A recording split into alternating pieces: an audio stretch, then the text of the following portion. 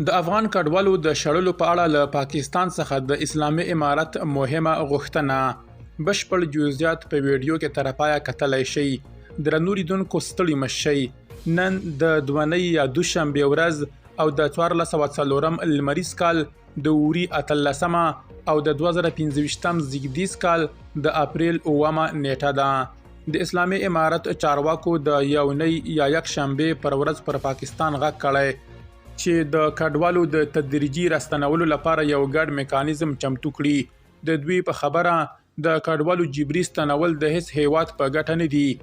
د پاکستان د کورنۍ چارو وزارت چارواکو د مارچ پر 9 ویلي وو ټول ناقانونه بهرانيان او د ای سی سی کارت لرونکو ته سپارښتنه کیږي چې د مارچ له 1 مخکې پر خپل خوخه له پاکستان څخه ووزي او که په خپل خوخه لاړ نشي نو د اپریل له لومړۍ نیټې څخه به په جبري توګه وایستل شي.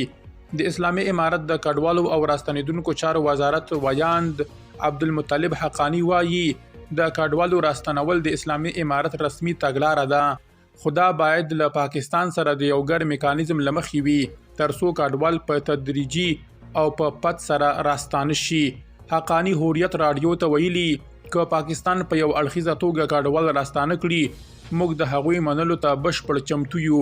هغه ډیره کړي موږ له پاکستاني چارواکو سره په دې اړه ناستې کړي دي او لا هم ورسره په اړیکه کې یو.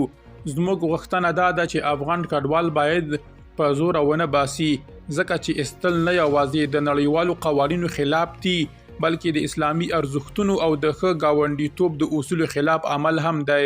نوموړي ډیره کړي چې پاکستان غواړي افغانان د زور له لارې بیرته ستانه کړي او ایران غواړي چې له اسلامي امارت سره د همغږۍ له لارې یو ګډ میکانیزم جوړ کړي. درنو لیدونکو له ملتیا مو مننه.